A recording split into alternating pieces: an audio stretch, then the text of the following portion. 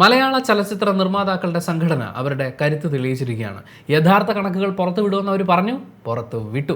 ആ കണക്കുകളെക്കുറിച്ചാണ് എനിക്ക് സംസാരിക്കാനുള്ളത്. എന്ന് വെച്ചാൽ ഫെബ്രുവരി മാസം റിലീസായ സിനിമകൾ അത് കളക്ട് ചെയ്ത തിയേറ്ററിൽ നിന്ന് കളക്ട് ചെയ്ത എമൗണ്ട് എന്ന രീതിയിൽ അവരൊരു കണക്കൊക്കെ പ്രസിദ്ധീകരിച്ചിട്ടുണ്ട്. എനിക്കൊരു 5 പ്രധാനപ്പെട്ട സംശയങ്ങളാണ് ചോദിക്കാനുള്ളത്. ആ സംശയങ്ങളിലേക്ക് കടക്കുന്നതിന് മുമ്പ് നമുക്ക് ആ വാർത്തയിലൂടെ ഒന്ന് കടന്നുപോയി നോക്കാം. നമ്മുടെ പ്രൊഡ്യൂസേഴ്സ് അസോസിയേഷൻ ഒരു സമരം പ്രഖ്യാപിച്ചിട്ടുണ്ടായിരുന്നു ജൂൺ മാസം മുതൽ. കാരണം ഈ സിനിമാ വ്യവസായം എന്ന് പറയുന്നത് അവരെ കൊണ്ട് പറ്റണില്ല, ചിലവ് കൂടി വരുന്നു, താരങ്ങൾ അവരുടെ പ്രതിഫലം കുറയ്ക്കണം, ഗവൺമെൻറ് ടാക്സ് കുറയ്ക്കണം, ഇലക്ട്രിസിറ്റി ചാർജ് കുറയ്ക്കണം, അങ്ങനെ തിയേറ്റർ വ്യവസായത്തിനെ അല്ലെങ്കിൽ സിനിമാ വ്യവസായത്തിനെ സപ്പോർട്ട് ചെയ്തേ പറ്റൂ എന്നുള്ള രീതിയിലൊക്കെയാണ്. അതിൻ്റെ ഭാഗമായിട്ട് അവർ കുറച്ച് കോൺട്രവേഴ്ഷ്യൽ ആയിട്ടുള്ള ഡയലോഗുകളൊക്കെ പറഞ്ഞിട്ടുണ്ടായിരുന്നു. അതിനെക്കുറിച്ച് വിമർശനങ്ങളും ഒരുപാട് ചർച്ചകളും ഒക്കെ നടന്നിട്ടുണ്ടായിരുന്നു. എന്തായാലും അക്കൂട്ടത്തിൽ അവർ പറഞ്ഞ വളരെ പ്രധാനപ്പെട്ട ഒരു കാര്യമായിരുന്നു അതത് മാസം ഓരോ സിനിമയുടെയും യഥാർത്ഥ കളക്ഷൻ പുറത്തുവിടും എന്നുള്ളത്. എൻ്റെ ഇപ്പോൾ ഉള്ളത് ഏഷ്യാനെറ്റ് ന്യൂസ് റിപ്പോർട്ട് ചെയ്തിട്ടുള്ള ആ ഒരു വാർത്തയാണ്. എല്ലാവരും ഇത് ഇങ്ങനെ തന്നെയാണ് റിപ്പോർട്ട് ചെയ്തിട്ടുള്ളത്. യഥാർത്ഥ കളക്ഷൻ എത്ര? ഒന്നാമനാര് ഫെബ്രുവരി റിലീസുകളുടെ ബോക്സ് ഓഫീസ് വെളിപ്പെടുത്തി പ്രൊഡ്യൂസേഴ്സ് അസോസിയേഷൻ പ്രസിദ്ധീകരിച്ച പൂർണ്ണ ലിസ്റ്റ് കാണാം. അതായത് ഫെബ്രുവരി മാസം റിലീസായിട്ടുള്ള സിനിമകളാണ്. 16 സിനിമകളുടെ സാമ്പത്തിക നിലയാണ് പ്രൊഡ്യൂസേഴ്സ് അസോസിയേഷൻ പ്രസിദ്ധീകരിച്ചിരിക്കുന്നത്. ഇത്രയും ചിത്രങ്ങളുടെ ആകെ മുതൽ മുടക്ക് 75 കോടിയും അവയ്ക്ക് തിയേറ്റർ ഷെയറായി ലഭിച്ചത് 23.5 കോടിയുമാണ്. തിയേറ്ററിൽ ലഭിക്കുന്ന കളക്ഷനിൽ നിന്ന് വിനോദ നികുതി ഉൾപ്പെടെയുള്ളവ നീക്കിയതിന് ശേഷമുള്ള തുകയാണ് തിയേറ്റർ ഷെയർ അഥവാ നെറ്റ് കളക്ഷൻ. ഇത് പ്രകാരം കുഞ്ചാക്കോ ബോബൻ നായകനായ ഓഫീസർ ഓൺ ഡ്യൂട്ടിയാണ് റിലീസുകളിൽ ഏറ്റവും അധികം കളക്ട് ചെയ്തിട്ടുള്ളത്. 11 കോടിയാണ് തിയേറ്റർ ഷെയർ വന്നിട്ടുള്ളത് സിനിമയുടെ. ഏറ്റവും കുറഞ്ഞ് കളക്ട് ചെയ്തിട്ടുള്ളത് ലൗഡെയിൽ എന്ന് പറയുന്ന സിനിമയാണ്. 10,000 രൂപയാണ് തിയേറ്ററിൽ നിന്ന് ആ സിനിമയ്ക്ക് കിട്ടിയതെന്നും അവർ പറയുന്നുണ്ട്. നമുക്ക് ലിസ്റ്റ് വെറുതെ ഒന്ന് നോക്കാം കേട്ടോ. ഈ സിനിമകളിൽ ചിലതൊക്കെ ഞാൻ കണ്ടതാണ്, ചിലത് ട്രെയിലർ കണ്ടപ്പോഴേ വേണ്ട മോനെ എന്ന് ഞാൻ എന്നോട് തന്നെ പറഞ്ഞ സിനിമകളുമാണ്. ഓഫീസർ ഓൺ ഡ്യൂട്ടി 13 കോടി ചിലവാക്കി 11 കോടിയാണ് തിയേറ്റർ ഷെയർ ലഭിച്ചത്. ആ വേർഡ് ശ്രദ്ധിക്കണം കേട്ടോ, അത് ഒത്തിരി ഇടങ്ങളിലൊന്നും ആരും ചർച്ച ചെയ്ത് കണ്ടിട്ടില്ല. ബ്രൊമാൻസ് 8 കോടി രൂപ മുടക്കിയെടുത്ത സിനിമയാണ്. 4 കോടി രൂപയാണ് തിയേറ്റർ ഷെയർ ആയിട്ട് കിട്ടിയത്. പ്രദർശനം തുടരുന്നു. ഇവർ ഈ കണക്ക് പറഞ്ഞിരിക്കുന്നത് ഫെബ്രുവരി മാസത്തെ കണക്കെന്നാണ്. ഇപ്പം നമ്മൾ ഇതിനകത്ത് ഓഫീസർ ഓൺ ഡ്യൂട്ടി നോക്കിക്കഴിഞ്ഞാൽ അത് ഫെബ്രുവരി 20-ാം തീയതി ഇറങ്ങിയതാണ്. അപ്പോൾ ഫെബ്രുവരി മാസത്തെ കണക്കെന്ന് പറയുന്നത് ഫെബ്രുവരി 28-ാം തീയതി വരെ ഇവർ ലോക്ക് ചെയ്തിട്ടാണോ പറയുന്നത്, അതോ ഈ കണക്ക് പുറത്തു വിടുന്നതിന് തൊട്ട് മുമ്പുള്ള ദിവസം വരെയാണോ പറയുന്നത്? ആ ഡേറ്റും കൂടി പറയുമ്പോഴാണല്ലോ ഇതിൽ ഈ കണക്കിന് ഒരു ആധികാരികത വരാം. ഓൾറെഡി ഓഫീസർ ഓൺ ഡ്യൂട്ടി തിയേറ്ററിൽ ഓടിക്കൊണ്ടിരിക്കുന്ന സിനിമയാണ്. അതിൻ്റെ OTT റിലീസ് വരുന്നുണ്ടെന്ന് കേൾക്കുന്നു. 20-ാം തീയതി മറ്റോ ആണ് ഞാൻ കേട്ടത്. OTT നിന്ന് കിട്ടുന്ന പൈസ ഉണ്ട്, അതവിടെ നിൽക്കട്ടെ. അപ്പോൾ ഇനിയും കുറച്ച് ദിവസങ്ങൾ കൂടി ഓഫീസർ ഓൺ ഡ്യൂട്ടി തിയേറ്ററുകളിലുണ്ടാകും. ഈ PVR-ലൊക്കെ ആയിട്ട് OTT റിലീസിന് ശേഷവും സിനിമകൾ ഓടുന്നുണ്ട്. അപ്പോൾ തിയേറ്ററിൽ നിന്ന് ഒരു മാസം റിലീസായിരിക്കുന്ന സിനിമയുടെ കളക്ഷൻ എന്ന് പറയുമ്പോൾ ആ സിനിമ അതിൻ്റെ പ്രദർശനം മുഴുവൻ തീർത്തതിന് ശേഷം ആ കണക്ക് പുറത്തു വിടുന്നതല്ലേ അതിലൊരു ന്യായം എന്നുള്ളൊരു ചോദ്യമുണ്ട്. എനിവേ കുറേ ന്യായങ്ങൾ നമുക്ക് പറയാനുണ്ട്. ദാവീദ് 9 കോടി മുടക്കി 3.5 കോടി രൂപ തിരിച്ചു കിട്ടി. പൈങ്കിളി 5 കോടി മുടക്കി 2.5 കോടി തിരിച്ചു കിട്ടി. ഗെറ്റ് സെറ്റ് ബേബി 10 കോടി മുടക്കി 1.4 കോടി, പക്ഷേ പ്രദർശനം തുടരുന്നുണ്ട്. മച്ചാൻ്റെ മാലാഖ 5.12 കോടി മുടക്കി എന്ന് പറയുന്നു. 40 ലക്ഷമാണ് തിരിച്ചു കിട്ടിയിട്ടുള്ളത്. നാരായണീൻ്റെ 3 ആൺമക്കൾ 5.5 കോടി 33.5 ലക്ഷമാണ് തിരിച്ചു കിട്ടിയത്.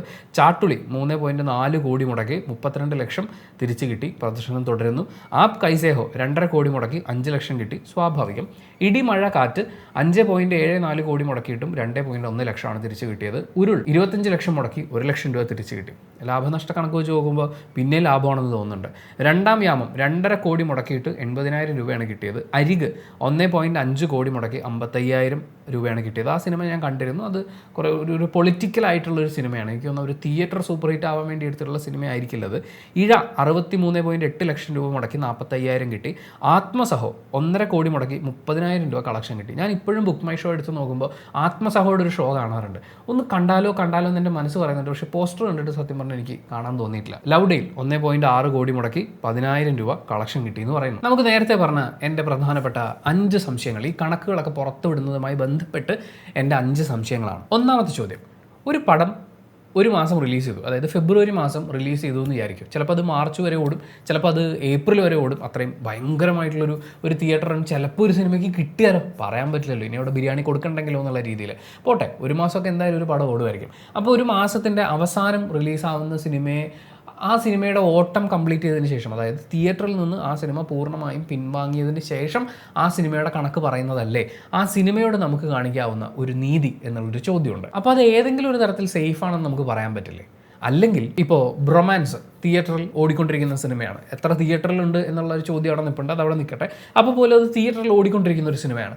അങ്ങനെ ഒരു സിനിമയ്ക്ക് ഇത്രയും മുടക്കിയിട്ടും ഇത്രയും കളക്ഷനേ തിയേറ്ററിൽ നിന്ന് കിട്ടിയിട്ടുള്ളൂ, ആരും ഇല്ല പടം കാണാൻ പോകാൻ എന്ന് പറയുന്ന ഒരു തോന്നൽ ഇത്തരം കണക്കുകൾ പുറത്തു വിടുമ്പോൾ, പ്രത്യേകിച്ച് ഒരു സിനിമയിൽ നിന്ന് ഒരു പ്രൊഡ്യൂസറിന് കിട്ടുന്ന വരുമാന സ്രോതസ്സുകൾ എന്തൊക്കെയാണ് എന്ന് വ്യക്തമായി അറിയാത്ത പ്രേക്ഷകർക്കിടയിലേക്ക് ഇതിറക്കി വിടുമ്പോൾ, അപ്പോൾ ആ പടമൊന്നും കാണാൻ ആരും പോകണില്ലല്ലേ, എന്നാൽ പിന്നെ വേണ്ട നമുക്കും വിട്ടേക്കാം എന്ന് പറയുന്നൊരു തോന്നൽ സ്വാഭാവികമായി ഉണ്ടാവില്ലേ? അപ്പോൾ നിങ്ങൾ ശരിക്കും ചെയ്യുന്നത് തിയേറ്ററിൽ ഓടിക്കൊണ്ടിരിക്കുന്ന ഒരു സിനിമയെ തകർക്കുന്ന പരിപാടിയല്ലേ? രണ്ടാമത്തെ ചോദ്യം, ഇത്തരം കണക്കുകൾ പുറത്തു വിടുന്നതിലൂടെ പ്രൂവ് ചെയ്യാൻ ശ്രമിക്കുന്ന പോയിന്റ് എന്താണ് എന്നുള്ളതാണ്. സിനിമയുടെ നിർമ്മാണ ചെലവ് വളരെ കൂടുതലാണ് എന്നാണോ പ്രൂവ് ചെയ്യാൻ ഉദ്ദേശിക്കുന്നത്, അതോ ഇത് വളരെയധികം നഷ്ടസാധ്യതയുള്ളൊരു ബിസിനസ്സാണ് എന്ന് പ്രൂവ് ചെയ്യാനാണോ ശ്രമിക്കുന്നത്? ആദ്യത്തെ കണ്ടീഷൻ ആണെങ്കിൽ, അതായത് നിർമ്മാണ ചെലവ് വളരെയധികം കൂടിക്കൊണ്ടിരിക്കുന്നു എന്ന പോയിന്റാണ് പ്രൂവ് ചെയ്യാൻ ശ്രമിക്കുന്നതെങ്കിൽ, അത് ശരിക്കും ഓരോ സിനിമയ്ക്കനുസരിച്ച് മാറി മാറി വരില്ലേ? ഇപ്പോൾ ഓഫീസർ ഓൺ ഡ്യൂട്ടി എന്ന് പറയുന്ന സിനിമ 13 കോടി മുടക്കി 11 കോടി രൂപ തിയേറ്റർ ഷെയർ വന്നിട്ടുണ്ട് എന്ന് പറയുന്നു. അത് നിൽക്കട്ടെ, അതിൽ വേറെ കുറേ കാര്യങ്ങൾ ആഡ് ചെയ്യാനുണ്ട്. അപ്പോൾ 13 കോടി മുടക്കിയിട്ട് 11 കോടി രൂപ ആ സിനിമയ്ക്ക് കളക്ട് ചെയ്യാൻ പറ്റി. എന്നെ സംബന്ധിച്ച് ആ സിനിമ ഞാനൊരാൾക്ക് സജസ്റ്റ് ചെയ്യുന്നതിൽ വളരെ പ്രധാനപ്പെട്ട ഒരു ഘടകം എന്ന് പറയുന്നത് ടെക്നിക്കലി വളരെ ബ്രില്യൻ്റ് ആയിട്ട് ഉണ്ടാക്കിയ, അല്ലെങ്കിൽ വളരെ രസമായിട്ട് അവർ ചെയ്തു വെച്ചിരിക്കുന്ന ഒരു സിനിമയാണ്. അങ്ങനെ ഒരു സിനിമ അതിൻ്റെ ഒരു ഔട്ട്പുട്ട് വരണം എന്നുണ്ടെങ്കിൽ തീർച്ചയായും ഒരല്പം ഇൻവെസ്റ്റ് ചെയ്യേണ്ടി വരും. ഇപ്പോൾ ലവ് ഡെയിൽ പോലൊരു സിനിമ 1.5 കോടിക്ക് അവർ തീർത്തു എന്ന് പറയുന്നു.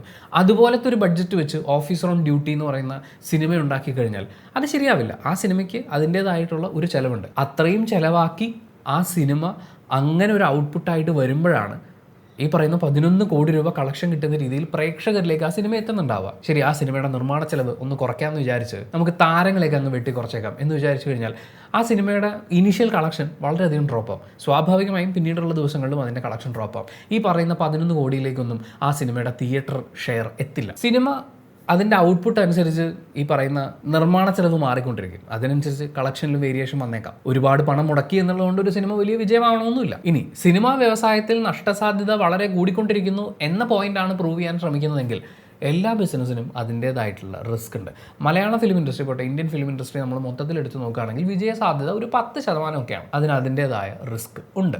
ആ റിസ്ക് എടുക്കാൻ പറ്റൂല്ലെങ്കിൽ, നഷ്ടം വരാൻ പറ്റൂല്ലെങ്കിൽ നമ്മൾ അതിലേക്ക് പൈസ മുടക്കാതിരിക്കുക എന്നുള്ളതാണ് ഏതൊരു ബിസിനസ്സിലും നമ്മൾ ചെയ്യുന്ന അല്ലെങ്കിൽ പാലിക്കേണ്ട ഒരു കാര്യമല്ലേ ഇത്. പ്രത്യേകിച്ച് സിനിമ എന്ന് പറയുമ്പോൾ ഒരു മാസ് ഓഡിയൻസിൽ നിന്ന് കിട്ടുന്ന വരുമാനത്തെ ആശ്രയിച്ച് പുറത്തിറങ്ങുന്ന ഒരു ആർട്ട് ഫോം എന്ന് പറയുമ്പോൾ, അല്ലെങ്കിൽ ഒരു കളക്റ്റീവായിട്ടുള്ള ഒരു ആർട്ട് ഫോം എന്ന് പറയുമ്പോൾ, അതിൽ ഈ പറയുന്ന ഓഡിയൻസിനെ പഠിച്ച് അവർക്ക് എന്താണ് വേണ്ടതെന്ന് മനസ്സിലാക്കി അതിനനുസരിച്ച് ഡിസൈൻ ചെയ്ത് ഒരുപാട് ഹോംവർക്ക് ചെയ്തതിന് ശേഷമാണ് സിനിമ ഉണ്ടാവേണ്ടത്. അപ്പോൾ അതിൽ പ്രൊഡ്യൂസർ ഒരുപാട് പഠിക്കാൻ തയ്യാറാവേണ്ടതുണ്ട്. സോ നിർമ്മാണ ചെലവ് കൂടുതലാണെന്ന് ആരെങ്കിലും കാണിക്കാൻ വേണ്ടിയിട്ടാണെങ്കിൽ, അതല്ല സിനിമ ഒരു നഷ്ടസാധ്യത കൂടുതലായ ബിസിനസ്സാണ് എന്ന് കാണിക്കാൻ വേണ്ടിയിട്ടാണെങ്കിൽ, ഈ കണക്കുകൾ മുന്നോട്ട് വെക്കുന്നതുകൊണ്ട് പ്രത്യേകിച്ച് ഗുണമുണ്ട് എന്ന് എനിക്ക് തോന്നുന്നില്ല. ചിലപ്പോൾ പറ്റുമായിരിക്കും പുതിയൊരു പ്രൊഡ്യൂസർ കടന്നു വരുന്ന സമയത്ത് എൻ്റെ അമ്മ ഇത് മുഴുവൻ നഷ്ടക്കച്ചവടമാണല്ലോ, ഞാനൊന്നും ഇല്ലേ എന്ന് പറഞ്ഞ് പുതിയ പ്രൊഡ്യൂസേഴ്സ് ഉണ്ടാകുന്നത് ഒരു പക്ഷേ തടയാൻ പറ്റിയേക്കും. നിലവിലുള്ള അഭിനേതാക്കൾ പോലും സിനിമ പ്രൊഡ്യൂസ് ചെയ്യാൻ പാടില്ല എന്ന് പറയുന്ന ഒരു പ്രൊഡ്യൂസേഴ്സ് അസോസിയേഷനാണ്. അവർക്കൊരു പക്ഷേ പുതിയ പ്രൊഡ്യൂസേഴ്സ് ഈ ഇൻഡസ്ട്രിയിലേക്ക് കടന്നു വരുന്നതിനോട് ഒരു വിമുഖത ഉണ്ടായേക്കാം, നമുക്കറിയില്ല. മൂന്നാമത്തെ സംശയം, ഒരു സിനിമയുടെ ലാഭങ്ങൾ എന്ന് പറയുന്നത്, ഒരു സിനിമ പിടിക്കുന്ന ഒരു പ്രൊഡ്യൂസറിനെ സംബന്ധിച്ച് തിയേറ്റർ ഷെയറായി കിട്ടുന്ന തുക മാത്രമല്ല അയാളുടെ ലാഭം എന്ന് പറയുന്നത്. ഓവർസീസ്, അതിൻ്റെ മറ്റ് നാടുകളിലേക്കൊക്കെയുള്ള ഡിസ്ട്രിബ്യൂഷൻ, OTT. ഇപ്പം ഓഫീസർ ഓൺ ഡ്യൂട്ടി എന്ന് പറയുന്ന സിനിമ നമ്മളെടുത്തു, 13 കോടി മുടക്കി 11 കോടി കിട്ടി എന്ന് പറയുന്നു.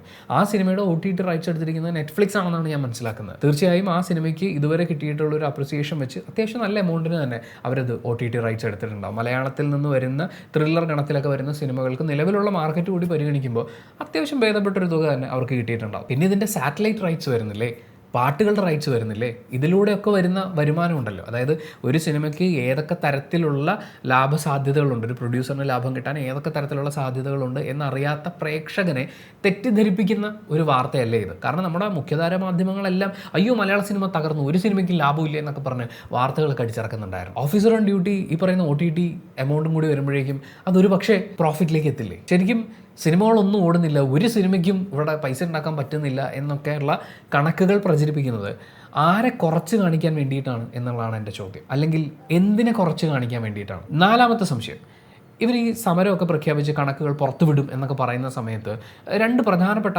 കാര്യങ്ങൾ ഇവർ പറഞ്ഞിട്ടുണ്ടായിരുന്നു. അതിലൊന്ന് താരങ്ങൾ പ്രതിഫലം കുറയ്ക്കണം എന്നുള്ളതാണ്.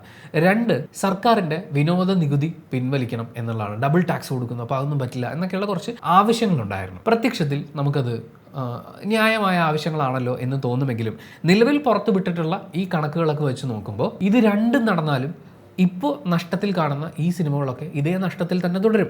ഇപ്പോൾ ലവ് ഡെയിൽ എന്ന് പറയുന്ന സിനിമ 1.6 കോടി രൂപ മുടക്കിയ സിനിമ 10,000 രൂപ കളക്ട് ചെയ്തു എന്ന് പറയുന്നു.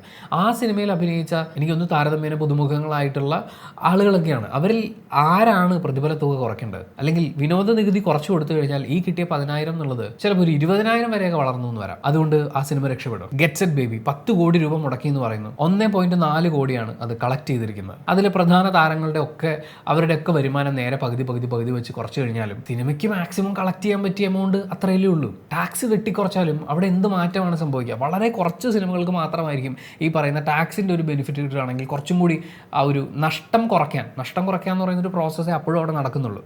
നഷ്ടത്തിലാണ് എന്നുള്ള യാഥാർത്ഥ്യത്തിന് മാറ്റമൊന്നുമില്ല. സോ ഈ കണക്കുകൾ പുറത്തു വിടുന്നത് വഴി താരങ്ങൾ പ്രതിഫല തുക കുറയ്ക്കുകയും ടാക്സ് കുറയ്ക്കുകയും ചെയ്താൽ സിനിമാ വ്യവസായം ഭയങ്കര പുഷ്ടിപ്പെടും, പ്രൊഡ്യൂസർമാർക്കൊക്കെ നല്ല കാലം വരും എന്ന് പറയുന്ന ആ സ്റ്റേറ്റ്മെൻറ്റിനൊരു ഒരു ഒരു വാല്യൂ ഇല്ലാതാവുമല്ലേ. ഇനി 5ാമത്തെ സംശയം, ഏറ്റവും പ്രധാനപ്പെട്ട സംശയം, ലോകമെമ്പാടും, കേരളത്തിൽ മലയാള ഫിലിം ഇൻഡസ്ട്രിയിൽ മാത്രമൊന്നുമല്ല, ലോകമെമ്പാടും കളക്ഷൻ ഫിഗേഴ്സ്, അതായത് ഗ്രോസ് കളക്ഷനൊക്കെ എടുത്ത് ഇത്രയും തുക ഈ പടത്തിന് കിട്ടിക്കഴിഞ്ഞിരിക്കുന്നു, ഇതൊരു മെഗാ ഹിറ്റിലേക്ക് പോകുന്നു, ജിഗാ ഹിറ്റിലേക്ക് പോകുന്നു എന്ന് പറയുന്ന രീതിയിലുള്ള ഒരു ബോക്സ് ഓഫീസ് തരംഗമാണ് ഈ സിനിമ എന്ന് പറയുന്ന ഈ കളക്ഷൻ പെരുപ്പിച്ച് കാണിക്കലുകൾ ഒരു സിനിമയുടെ പ്രൊമോഷൻ സ്ട്രാറ്റജി ആയിക്കൊണ്ടിരിക്കുന്ന കാലഘട്ടത്തിൽ, അതായത് മലയാള ഫിലിം ഇൻഡസ്ട്രിയിൽ മാത്രമല്ല നമ്മൾ ചുറ്റും നോക്കുകയാണെങ്കിൽ എല്ലായിടത്തും ഈ പരിപാടി നടക്കുന്നുണ്ട്. സിനിമയുടെ ടോട്ടൽ കളക്ഷൻ ഇത്രയുമുണ്ട്, ഇത്രയും ആളുകൾ ഇടിച്ചു കയറുന്ന സിനിമയാണ് എന്ന് ആ സിനിമയുടെ മൊത്തം വരവിനെ ഒരു പ്രൊമോഷണൽ മെറ്റീരിയലായി ഉപയോഗിക്കുന്ന സമയത്ത് അയ്യേ ഈ പടം ഇത്രേ കളക്ട് ചെയ്തുള്ളൂ എന്ന് പറയാൻ വേണ്ടിയിട്ട് ഈ ഫാൻ ഫൈറ്റ് നടത്തുന്ന സിനിമാ ഗ്രൂപ്പുകൾക്കൊക്കെ ഒരു മെറ്റീരിയൽ ഇട്ട് കൊടുക്കുന്നത് പോലെ ഇത്തരം ഒരു കണക്ക് കൊടുത്തിട്ട് ആക്ച്വലി ഇവിടെ എന്താണ് സംഭവിക്കുന്നത്? നമ്മുടെ മലയാളത്തിലെ പ്രൊഡ്യൂസേഴ്സ് അസോസിയേഷന് അറിയില്ലേ സിനിമയുടെ കളക്ഷൻ എന്ന് പറയുന്നത് പോലും ഒരു പ്രൊമോഷണൽ മെറ്റീരിയൽ ആയിട്ടാണ് ഉപയോഗിക്കപ്പെടുന്നതെന്ന്? കാര്യം ഇങ്ങനൊരു കണക്ക് പുറത്തു വിടുമ്പോൾ എല്ലാവർക്കും അറിയാനുള്ള ആകാംക്ഷയുണ്ട്. നമ്മുടെ ന്യൂസ് ചാനലുകൾക്കൊക്കെ ഒരു ക്ലിക്ക് ബൈറ്റ് ആണ്, അതായത് ഏതൊക്കെ സിനിമകൾക്കാണ് നഷ്ടം സംഭവിച്ചിട്ടുള്ളത് എന്ന് ഇവിടെ ക്ലിക്ക് ചെയ്ത് നോക്കി അറിയൂ എന്ന് പറഞ്ഞിട്ട് അവർക്ക് അവരുടെ പരസ്യവും വരുമാനമൊക്കെ കിട്ടും. യൂട്യൂബ് ചാനൽസിനാണെങ്കിലും ഇപ്പോൾ എനിക്കാണെങ്കിലും ഇതിൽ നിന്ന് വരുമാനമൊക്കെ കിട്ടുന്ന പരിപാടിയാണ്. പക്ഷേ അൾട്ടിമേറ്റ്ലി സിനിമാ വ്യവസായത്തിന് ഈ കണക്ക് പുറത്തുവിടലുകൾ കൊണ്ട്, പ്രത്യേകിച്ച് ഇപ്പോൾ ഫെബ്രുവരി മാസം 20-ാം തീയതി റിലീസായ തിയേറ്ററിൽ ഓട്ടം തുടർന്നുകൊണ്ടിരിക്കുന്ന ഒരു സിനിമയുടെ ടോട്ടൽ കണക്കടക്കം വിളിച്ച് പറയുന്നത് വഴി സിനിമാ വ്യവസായത്തിന് ഇത് അതിൻ്റെ ഒരു ഫ്യൂച്ചർ നോക്കുമ്പോൾ എന്തുപകാരമാണ് ഉണ്ടാക്കുന്നതെന്ന്, ഇത് ഞങ്ങളുടെ ചോറാണ്,